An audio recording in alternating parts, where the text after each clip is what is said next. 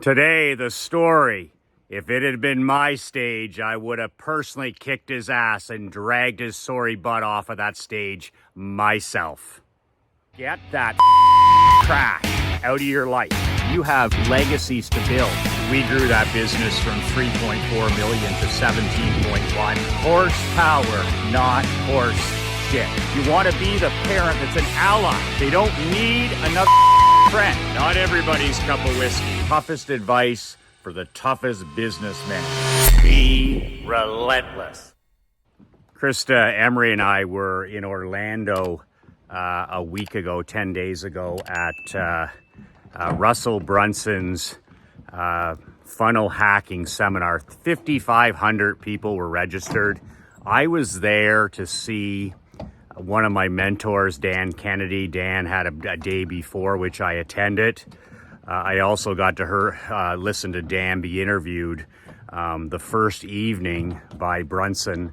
And I also had a private dinner, Krista and I, with Dan. I hadn't seen Dan in a few years since his illness. So that's why we went to Disney. We went there to take the kids. I had my niece, Ireland, and my daughter, Emery. The kids went to Disney. They went to Universal. So there was a lot of reasons to go to Orlando. It was a nice break for us. I wanted to hear Dan. I wanted to have dinner with Dan, and the Disney thing was fantastic.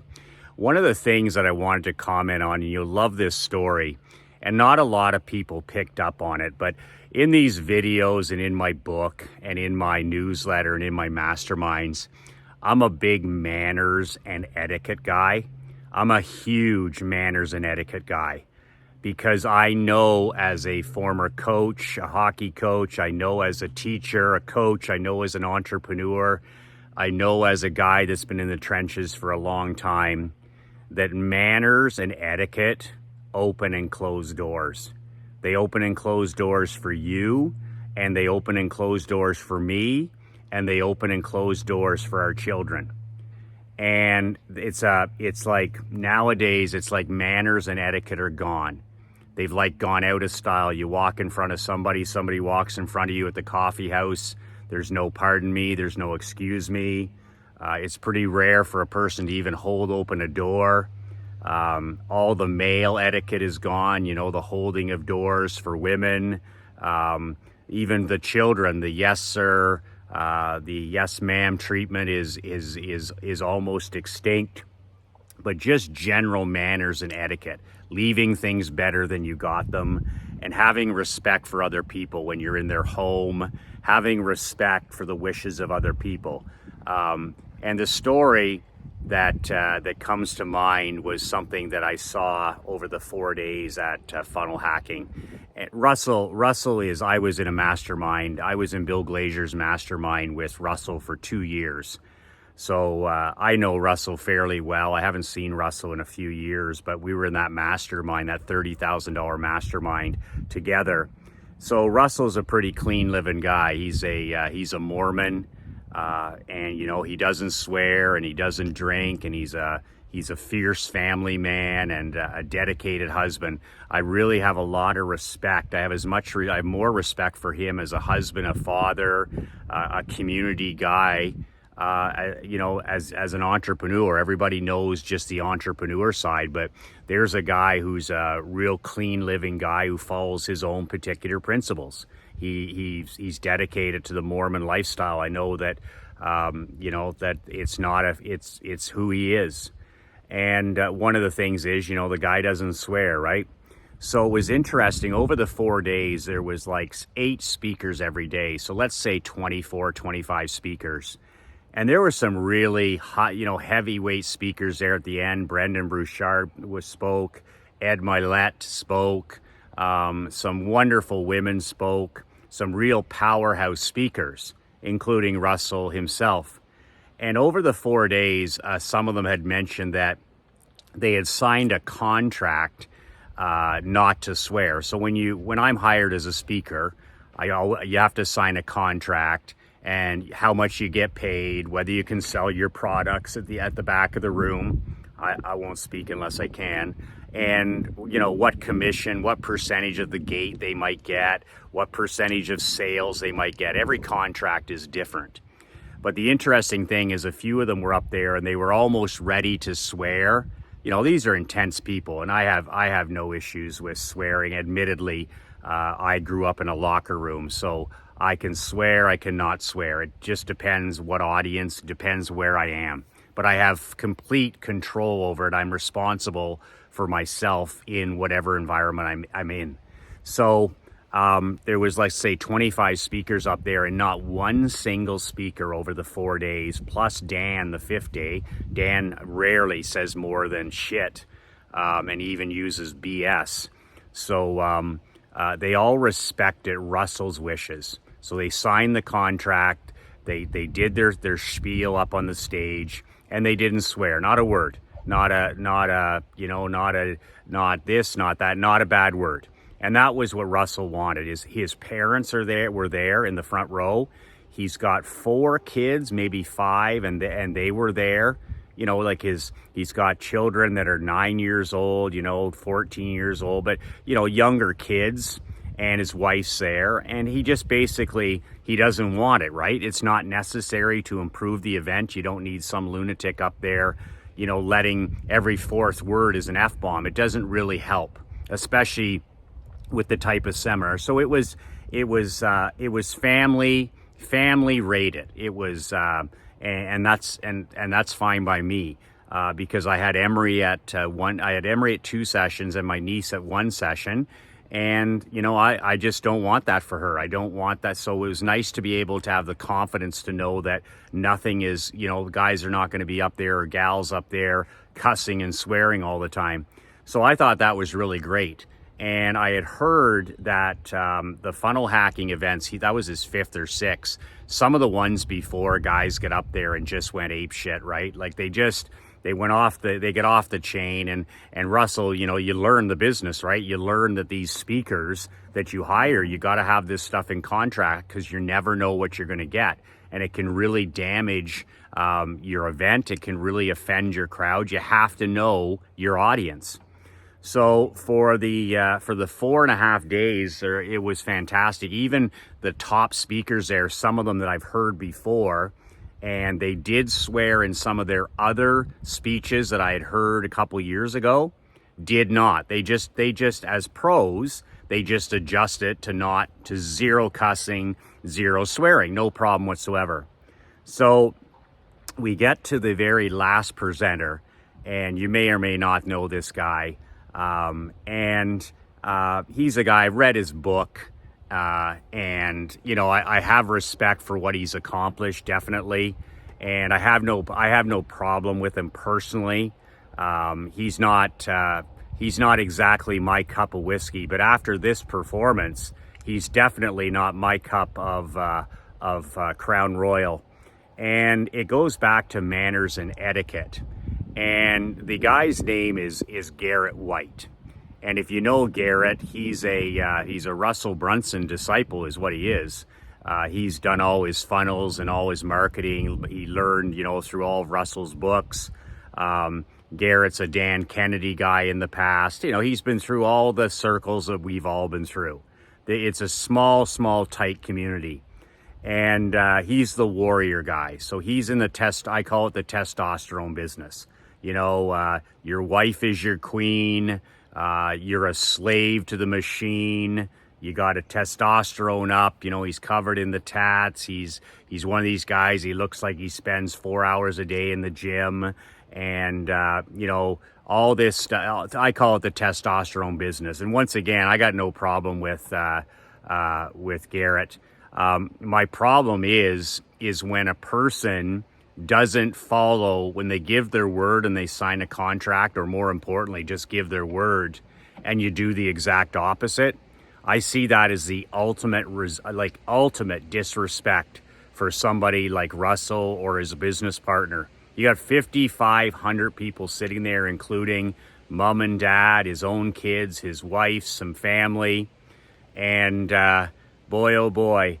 Like I said, every single speaker was a saint up there. They did a great job, and then Garrett gets up on the stage, and he did pretty well for about the first 10 minutes. And then he got up there, and it was nonstop. It was, you know, fuck this, and fuck that, and fuck this, and fuck that. And then he pulls out his wife, his partner in crime. I don't know why she was there, but maybe she came on the flight. And she gets out there and she talks some woman stuff and all this other horse shit and fuck this out of her mouth and I was just like, people were taken back. They were taken back. Like I said, I can swear with the best of them, but I know my audience and I know my environment. And this was an environment where they were asked not to do any of that. And I don't know whether he's got something on Brunson or whatever, but it's like Russell lets this dude do stuff that nobody else can do. Like, you didn't see Brendan doing that. You didn't see Ed trying to, you know, throw in a few shits or dams or anything like that.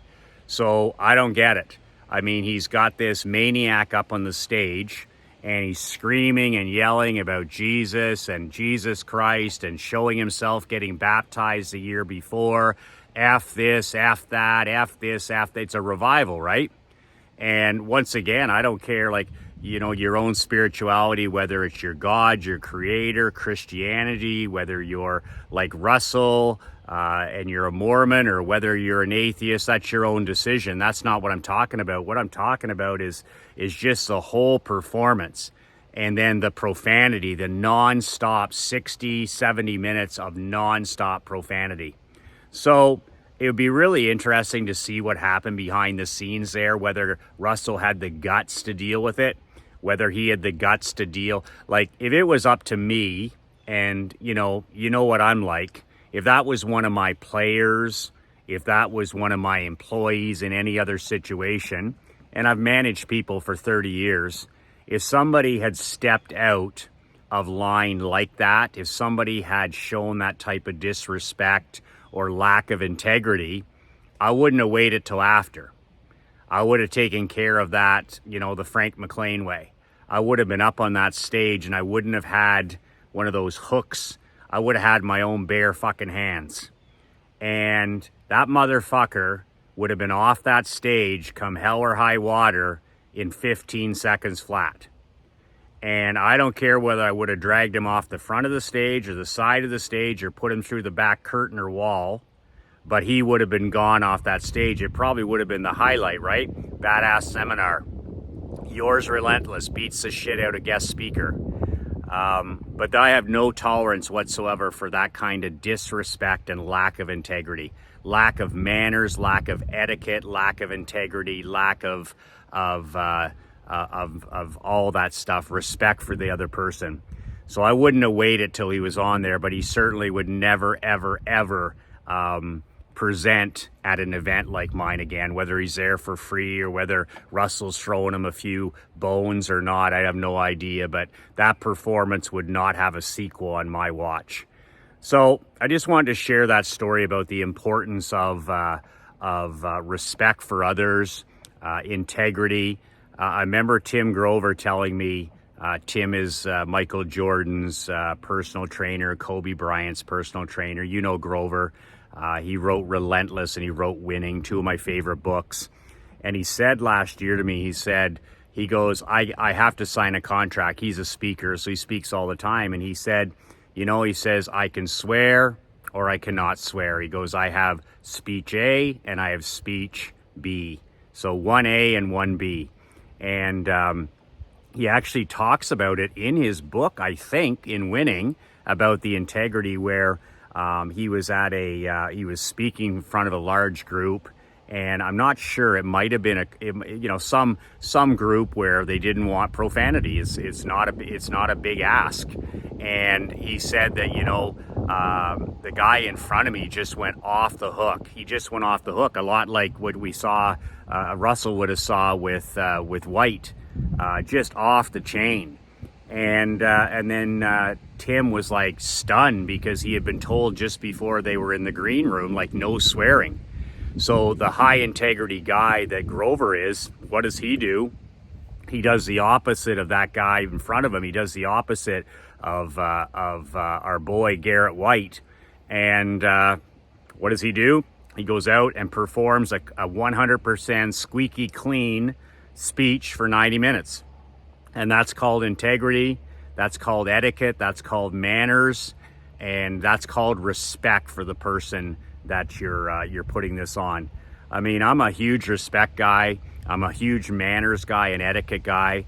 If, you know, my hockey teams, if we stop, I don't care if it's a McDonald's or we stopped at a Subway or we stopped at a sit-down restaurant, man, when we left there, the managers and the waitresses and the waiters were like, wow, did you see those 30 teenagers? Like, you know, we walk into a restaurant, there's no cell phones allowed off the bus. There were no hats allowed.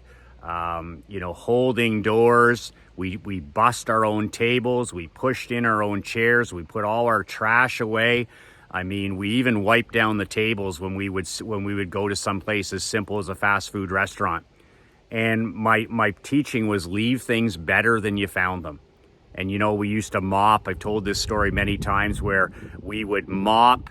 When we were a visiting team, we would go to the rink attendant and we would ask for a mop and pail because we would mop the floor in our locker room where the visitors is not even our rink.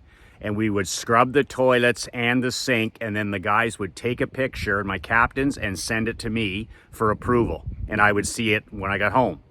So that's the way we left things. And you have no idea how many comments, positive comments we got from being in restaurants and hotels, staying in hotels, how we left the rooms, how we behaved, our language in the lobby, our language in restaurants, how, you know, we had 30 teenagers and nobody's on a cell phone, and the way we dress, suits and ties, and the way we pushed in our chairs and cleaned our tables and put our trays away and thanked the bus girl or the bus boy and thanked the bartender, whatever it was, and left a generous tip and all this kind of stuff. You only get one chance to make a first impression, and everything in life is a first impression. So that's why I'm such a big guy when it comes to manners and etiquette. McLean Insurance for 17 years. My dad for 45 straight years, suit and tie every day. I never saw my dad in 45 years once have the top button ever undone on his shirt and tie. I'm not kidding, till he got home. I never saw my dad even undo the top button on his dress shirt. He had 5 suits. He wore them that was his costume. That was his uniform for the day of the week. He was in a suit and tie for 45 years. I remember him polishing his shoes every morning. I remember his belt was shined. And I see him now today, like we'll go to something and he just looks like $1 million. Got his hair cut every 3 weeks on the same day at the same time. You know, the old shine shoes save lives, the military. The late great General Norman Schwarzkopf. It's the details that matter in winning. It's the details that save lives. So I want to share that about the importance of you can separate yourself. Etiquette and manners separate themselves. It's like me. I always make my bed at the hotel. It's just something. I want that first victory of the day. So when we stayed in Orlando for like 9 days, I get up and I make the bed first thing every morning. It drives my wife crazy because half the time she's still in it. But I get up and I make the bed and then I say my prayers beside the bed. But it's so ingrained here at home that I just naturally grab the duvet and make it. And I snap it and I make it in military fashion like I was trained to do when I was 17 years old at the tennis academy. It was like a military camp, right? So I know how to make a bed in military fashion, and I still do to this day. And then, you know, I have the same routine. I splash the water on my face, I grab my rucking weight vest, I put on my shoes, and I go for a walk. Same in a hotel, same on the road, same at home. But these are the details, the habits that really help us separate. But remember to pass these on to our children and our grandchildren, because there's none of it. Manners are almost gone. They're a thing of the past. Etiquette is almost gone. You know, writing a handwritten thank you and say, you know, thank you for inviting me to the wedding, or thank you for inviting me to the cocktail party. Little details like that. You can call them old school if you want, but they make a big, big difference. And you want to make sure you separate yourselves from what we saw there in Orlando. Everybody else did a fantastic job, showed respect, showed integrity, and then you're always going to have one tomato can that pulls that kind of stuff. But nonetheless, it's a great way to separate yourself, is to have unbelievable manners, unbelievable etiquette, the way you dress, the way you keep yourself, you know. Everybody nowadays looks like they lost their luggage. Do the opposite. And like I said, I never saw my dad even loosen the top button in 45 years of going to the office. That's badass. So I'm going to go at it again this Thursday. I've got how to create a badass millionaire, the ultimate badass millionaire lifestyle business. I'm going to show you how I've done it in 4 different industries. This Thursday at 2 p.m. You can grab one of the lines below. And like I said, if you're not making cash flow every month, if you're not $100,000 income a month, if you're not having fun, or if your business is bad for your physical or mental health, then I say you don't have a business. That isn't a business. That's just a high-paying job, maybe a high-paying job. So let's get that all untangled and changed around so that you can make maximum profit. It's good for your mental and physical health, your job. And thirdly, you help a ton of people, whoever your customers and clients are. And finally, you have some fun. Have some fun with what you're doing. And every day isn't fun, but have some fun what you're dedicating your life to. So that's it. Sign up below. Make sure that you hug and hug your kids and tell your wife and kids how much they mean to you tonight. And I'll be back out here tomorrow shooting another walk and talk video. I didn't do any walking today. I'm really lazy. After I did my walk today, I'm just standing here on the dock. So whatever, doesn't make any difference. That's it. So 2 words that changed my life. Sign up below for that webinar coming up Thursday. 2 words that changed my life, 2 words that'll certainly change yours. Be relentless.